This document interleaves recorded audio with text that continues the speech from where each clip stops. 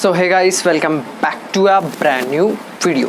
So I know कि बहुत दिनों से वीडियो नहीं आ रही थी, क्योंकि वो इसलिए नहीं आ रही थी क्योंकि देखो अभी नवरात्रि चल रहा था तो मैं भी बिजी चल रहा था, मेरा भी अलग शेड्यूल हो रहा था, गरबा वगैरह सब करते हैं, इन्जॉय करने का ये दिन रहते हैं, कुछ ही तो दिन रहते हैं साल में जिसको इन्जॉय करना चाहिए, तो इसीलिए मैंने वीडियो नहीं डाली।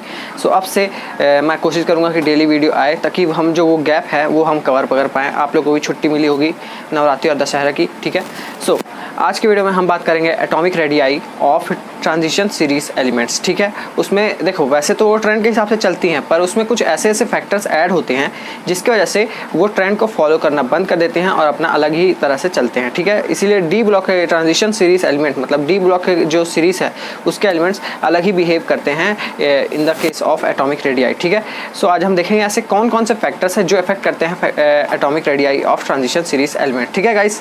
करते हैं वीडियो को स्टार्ट बिना किसी टाइम वेस्ट के। तो गाइस पहले कवर करते हैं कुछ बेसिक चीज़ें जो कि एटॉमिक रेडियाई को अफेक्ट करती हैं, ठीक है। फिर हम कवर करेंगे actual atomic radii of transition series element. तो पहला जो हमारा बेसिक कॉन्सेप्ट है वो है हमारा न्यूक्लियर चार्ज का। तो न्यूक्लियर चार्ज आखिर क्या होता है आओ देखते हैं। द एबिलिटी ऑफ एटम, ये मान लो एक एटम है, to attract the outermost shell के, देखो आउटर मोस्ट शेल के इलेक्ट्रॉन को जब एटम अट्रैक्ट करता है उसी पावर या फिर उसी एबिलिटी को कहते हैं हम न्यूक्लियर चार्ज, ठीक है। पर ये अभी तो देखो यहाँ पे कम इलेक्ट्रॉन है तो वो सबको अट्रैक्ट कर ले रहा है अपने पास, पर जैसे ही इलेक्ट्रॉन की संख्या या फिर नंबर्स बढ़ते जाते हैं तब हमारा एटम को मुश्किल होती है इलेक्ट्रॉन को अट्रैक्ट करने में। क्यों मुश्किल होती है अभी बताता हूँ। देखो ये फर्स्ट शेल है, इनमें 1s1 1s2, ठीक है। फिर 2s2 2s1 2s2 2p1 2p2 2p3 2p4 2p5 2p6, ठीक है। मान लो सेकेंड शेल तक अच्छे से अट्रैक्ट कर दिया, ठीक है।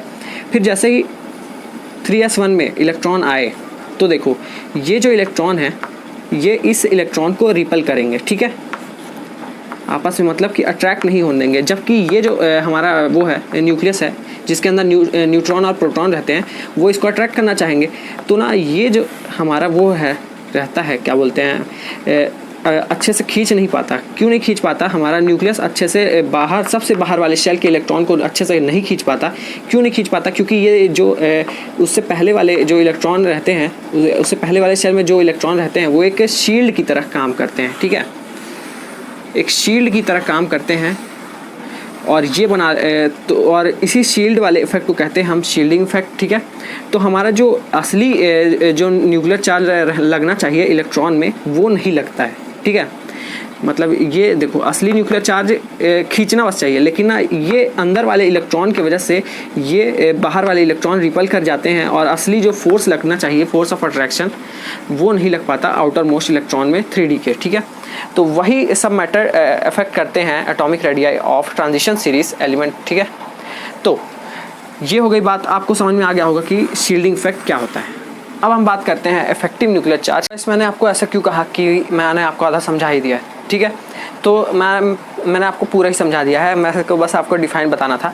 देखो तो इफेक्टिव न्यूक्लियर चार्ज की डिफाइन क्या होती है? The actual nuclear charge felt by electron of outermost shell, ठीक है।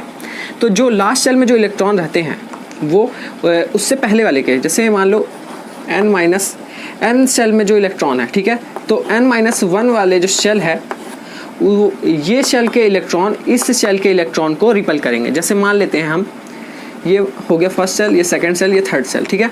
तो थर्ड शेल जो है हमारा उसको वो सेकंड शेल जो है हमारा वो रिपल करेगा, उसके सेकंड शेल के इलेक्ट्रॉन रिपल करेंगे थर्ड शेल के इलेक्ट्रॉन को। क्यों रिपल करेंगे? क्योंकि देखो यहाँ पे नंबर ऑफ इलेक्ट्रॉन आपस में बहुत पास में है, ठीक है, और वो ये बाहर वाले इलेक्ट्रॉन को रिपल कर रहे हैं। क्यों रिपल कर रहे हैं? क्योंकि दोनों इलेक्ट्रॉन का जो साइन रहता है वो नेगेटिव रहता है।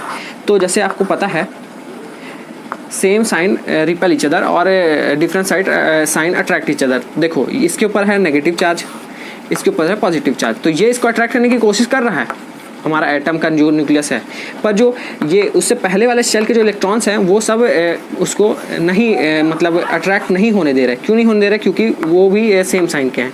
तो यहाँ पे आ जाता है ये जो से शील्ड बना लेते हैं आपस में, इसी शील्ड को कहते हैं स्क्रीनिंग इफेक्ट या फिर शील्डिंग इफेक्ट, जिसको हम S या फिर सिग्मा से डिनोट करते हैं, ठीक है।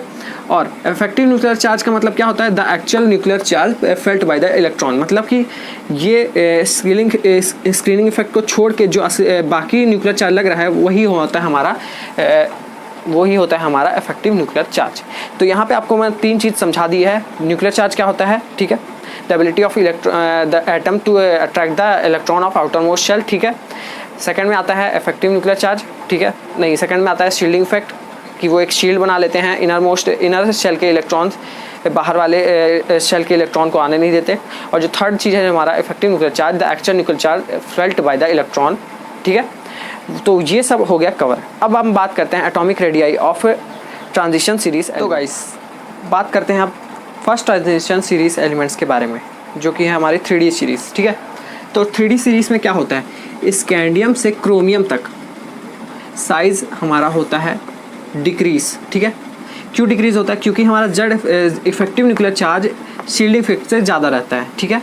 फिर उसके बाद क्रोमियम से कॉपर तक हमारा जो इफेक्टिव न्यूक्लियर चार्ज है वो लगभग स्क्रीनिंग इफेक्ट के बराबर ही रहता है, तो यहाँ तक साइज़ कांस्टेंट रहता है। फिर कॉपर से जिंक तक इफेक्टिव न्यूक्लियर चार्ज हमारा कम हो जाता है शील्डिंग इफेक्ट से, तो मतलब साइज़ बड़ा होने लगता है फिर से। तो यहाँ पे देखते हैं कैसे। तो आपको पता होगा, आपने पिछले साल पढ़ा होगा आप बाउ प्रिंसिपल में, कि हमारा जो पहले 4s में इलेक्ट्रॉन जाता है, फिर 3D में जाता है। क्यों ऐसे जाता है, क्योंकि 4s की एनर्जी कम रहती है और 3D की ज़्यादा, ठीक है। तो देखो पहले मान लो 4s में चली गई एनर्जी, ठीक है, यहाँ पे n की जगह 4 लिख देता हूँ, और n-1 मतलब 4 - 1 3, ठीक है। तो यहाँ पे 4s2 हो गया मान लो, और स्कैंडियम का रहता है 3D1, 3D, इस टाइटेनियम का 3D2, वेनेडियम का 3D3 और क्रोमियम का 3D4, ठीक है। तो बात करते हैं पहले 3D1 की। तो यहाँ पे एक इलेक्ट्रॉन गया। अब देखो यहाँ पे एक इलेक्ट्रॉन क्या शील्ड थोड़ी बना पाएगा ये 2 इलेक्ट्रॉन के आसपास, ठीक है।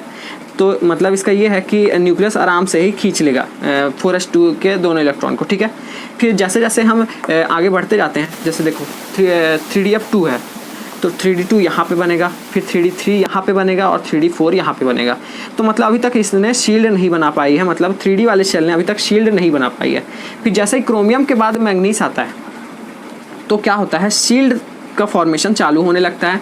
तो मतलब कि देखो अब 2 आ गए, और ये दोनों इलेक्ट्रॉन को ये दोनों उसके अंदर वाले इलेक्ट्रॉन रिपल करना चालू कर दिए हैं। तो यहाँ से यहाँ तक का जो सफ़र रहता है, मतलब कि एक शील्ड तैयार होने लगती है।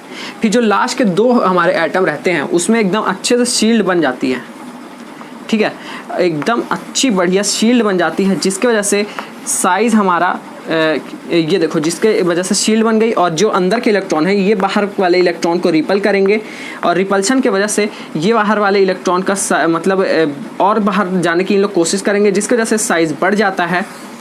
और यही है आपका कॉन्सेप्ट कि साइज़ इन दोनों का ही क्यों बढ़ता है। यहाँ तक हमारा जो इफेक्टिव न्यूक्लियर चार्ज है वो शील्डिंग इफेक्ट के इक्वल रहता है, यहाँ पे effective nuclear charge shielding effect से ज़्यादा रहता है, इसीलिए यहाँ पे साइज़ छोटा रहता है स्कैंडियम से क्रोमियम तक। उसके बाद कॉपर से जिंक तक इफेक्टिव न्यूक्लियर चार्ज की पावर कम हो जाती है, क्योंकि जो नंबर ऑफ़ इलेक्ट्रॉन रहते हैं 3D उनमें शेल में, वो बढ़ने लगते हैं। ये तो बात हो गई फर्स्ट ट्रांजिशन सीरीज़ की, ठीक है। और सेकेंड और थर्ड जो ट्रांजिशन सीरीज़ है, ठीक है, मतलब कि 4D और 5D है जो हमारी, जो उसमें होता है हमारा लैंथेनाइड और एक्टिनाइड जिनमें रहते हैं, उसमें हमारा क्या होता है, लैंथेनाइड कॉन्ट्रैक्शन। वो क्या होता है, जैसे देखो यहाँ पे 4s में हो रहा है, ठीक है, और जैसे ही हम आगे बढ़ते जाते हैं अपनी सीरीज़ में, वैसे ही वहाँ पे होता है, जैसे देखो यहाँ पे n-1 d ऑर्बिटल में इलेक्ट्रॉन की फीलिंग होती है, तो और आगे वाली सीरीज़ में n-2 f के ऑर्बिटल में इलेक्ट्रॉन की फीलिंग होती है, जिसकी वजह से शील्डिंग इफेक्ट कम रहता है और हमारा न्यूक्लियर चार्ज बढ़ते जाता है और साइज़ छोटा होते जाता है, उनमें ग्रेजुअल ही छोटा होता है। ये जो फर्स्ट सीरीज़ है इसमें ही इतना लफड़ा था, बाकी सब में मतलब कि उतना लफड़ा नहीं रहता और छोटा होता रह जाता है, ठीक है guys. So guys, ionic radii का कॉन्सेप्ट उतना ज़्यादा तगड़ा नहीं है। एटॉमिक रेडियाई जैसे फॉलो करता है रूल, सेम रूल ही अगर ट्रांजिशन एलिमेंट की बात करें तो आयनिक रेडियाई भी ट्रांजिशन एलिमेंट के फॉलो करते हैं। बस आयनिक रेडियाई ट्रांजिशन एलिमेंट के जो आयनिक रेडियाई आयन्स होते हैं वो हमेशा फॉर्म करते हैं प्लस आयन, ठीक है, जिसका मतलब क्या रहता है, ये आप सिंबल मतलब m मतलब कुछ भी मान लो, कोई सा भी आइटम, ठीक है। तो इसका मतलब ये सिंबल क्या डिनोट करना चाह रहा है कि यहाँ से हमेशा इलेक्ट्रॉन निकलेगा, और इलेक्ट्रॉन कहाँ से निकलेगा, d ऑर्बिटल से निकलेगा, ठीक है, s ऑर्बिटल से नहीं निकलेगा, मतलब 4s से नहीं निकलेगा। अगर मतलब 3D सीरीज़ की अगर बात करूँ तो 3D ऑर्बिटल से निकलेगा, तो जिसका मतलब कि हमेशा इलेक्ट्रॉन निकलता रहेगा। तो इलेक्ट्रॉन निकलेगा तो मतलब शील्डिंग इफेक्ट कम होगा और न्यूक्लियर चार्ज बढ़ते जाएगा, जिसके वजह से साइज़ और छोटा होता जाएगा। इसीलिए मैंने यहाँ पे लिखा है आयनिक रेडियाई छोटा होता है एटॉमिक रेडियाई से, अगर हम ऐसे ही बात करें तो।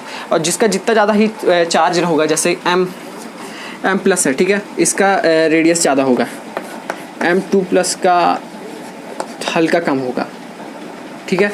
M3+ का और कम होगा। तो कहने की बात यही है, जिसका जितना ज़्यादा ऑक्सीजन स्टेट होगा, ऑक्सीडेशन स्टेट होगा, ऑक्सीजन बोल दिया सॉरी, जिसका जितना ज़्यादा ऑक्सीडेशन स्टेट होगा उसका साइज़ उतना ही स्मॉल होगा। क्यों स्मॉल होगा? क्योंकि उसके d ऑर्बिटल से उतना ही ज़्यादा इलेक्ट्रॉन निकले हुए होंगे, तो उतना ही ज़्यादा न्यूक्लियर चार्ज अट्रैक्ट करेगा बाकी d इलेक्ट्रॉन्स को, ठीक है गाइस। तो गाइस ये था एक बहुत ही छोटा सा वीडियो और बहुत ही एक इम्पॉर्टेंट वीडियो, क्योंकि आपको अगर बहुत सारे लोग को न्यूक्लियर चार्ज भी नहीं पता था, इफेक्टिव न्यूक्लियर चार्ज भी नहीं पता था, स्क्रीनिंग इफेक्ट भी नहीं पता था, तो मैं आशा करता हूँ कि आपको ये वाला वीडियो के बाद आपको कुछ तो ज्ञान हो ही गया होगा इफेक्टिव न्यूक्लियर चार्ज और स्क्रीनिंग इफेक्ट का, ठीक है गाइस। और अगर अभी तक आपने सब्सक्राइब नहीं किया है इस चैनल को, सब्सक्राइब कर लो, बेल आइकन कॉल पर सिलेक्ट कर लो। कोई भी डाउट होगा तो यहाँ पर पूछ लिया करो, मैं आपसे 1-to-1 बात करने के लिए भी रेडी हूँ, इसीलिए यहाँ पर व्हाट्सएप नंबर भी आ रहा है, ठीक है गाइस। अगर आपको ये वाला वीडियो अच्छा लगा इसको लाइक कर देना और मिलते हैं नेक्स्ट वीडियो में। और अब रेगुलर वीडियो ही आएंगी और इम्पॉर्टेंट वीडियो ही आएंगी। छुट्टी बहुत हो गई, अब काम चालू।